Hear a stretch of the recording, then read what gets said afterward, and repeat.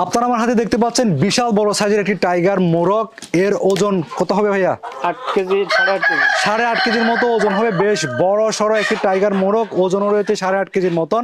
আপনারা অনেকেই রয়েছেন যারা টাইগার মুরগি পালন করতে চান, কিন্তু টাইগার মুরগি পালনে অনেকেই ভয় পান।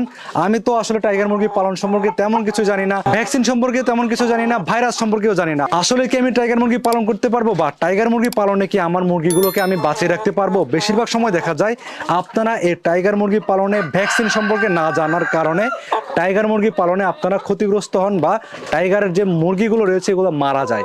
আজকের পর্বে আমার পাশে দেখতে পাচ্ছেন একজন সফল উদ্যোক্তা, যিনি টাইগার মুরগি পালন করে বেশ ভালো সাড়া ফেলেছেন। তো আজকে আমরা অবস্থান করছি বাগেরহাট জেলায়। তো আজকে যে উদ্যোক্তা ভাই আমাদের সাথে রয়েছেন, উনি আমাদেরকে ধাপে ধাপে টাইগার মুরগি পালনের যে ভ্যাকসিনগুলো দিতে হয় এই ভ্যাকসিনগুলো সম্পর্কে বিস্তারিত জানাবেন, যাতে করে নতুন এবং পুরাতন খামারে যারা রয়েছেন আশা করছি তাদের ভ্যাকসিন সম্পর্কে আর কোনো ধরনের প্রশ্ন থাকবে না। আপনারা নিজেরাই নিজেদের খামারে ভ্যাকসিনগুলো দিতে পারবেন এবং আপনাদের মুরগিকে মরণ ব্যাধি থেকে আপনারা বাঁচিয়ে রাখতে পারবেন।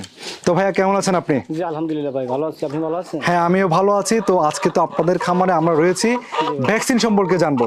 তো প্রথমে আমি জানতে চাইবো আসলে ভ্যাকসিনগুলো না দিলে মূলত এই মুরগি পালনে কি কি ক্ষতি হয়ে থাকে? মুরগি পালনে কেউ যদি আপনার ভ্যাকসিন যদি কেউ না করে থাকে তাহলে আপনার লাভ করা সম্ভব হবে না।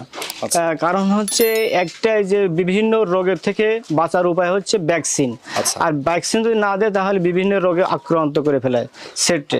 তখন আপনার এই আজকে একটা মরে কালকে একটা মরে, এইভাবে শুধু মরার জন্য হয়ে যায়, ঝামেলা হয়ে যায় এবং সমস্যা রোগের জন্য রোগে আক্রান্ত করে ফেলে। তো ভ্যাকসিন থাকলে আপনার রোগের থেকে বাঁচার উপায় ভ্যাকসিন দিতে হবে।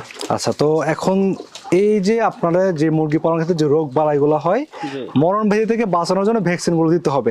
আচ্ছা, আসলে এটার যে ওজন, আমি এটা আমরা তাহলে এটা একটু রেখে দিই, রেখে আমরা একটু কথা বলি ভ্যাকসিন সম্পর্কে। আচ্ছা, এটা একটু রেখে দিবেন। তো ভাই, একজন নতুন খামারি যখন মুরগি পালনের জন্য এই টাইগার মুরগির বাচ্চাগুলো নিয়ে যাবে, সেটা হচ্ছে জিরো সাইজের বাচ্চা।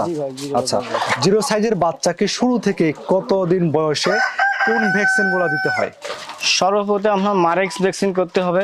মারেক্স ভ্যাকসিন করার 7 দিন পরে আপনার রানীক্ষেত ভ্যাকসিন দিতে হবে। রানীক্ষেত দেওয়ার পরে 15 দিন পরে আবার গাম্বুরা ভ্যাকসিন দিতে হবে। তার 15 দিন পরে আপনার লাগে আবার রানীক্ষেত ভ্যাকসিন করতে হবে। তার 15 দিন আবার হচ্ছে গাম্বুরা ভ্যাকসিন। এরপরে আপনার হচ্ছে কৃমি, যদি নাকি সে আপনার এই ডিমের জন্য উৎপাদন করে, লেয়ারের ভাবে পালন করে ডিমের জন্য, তাহলে ওইখানে আপনার কৃমির জন্য একটা ডোজ করতে হবে।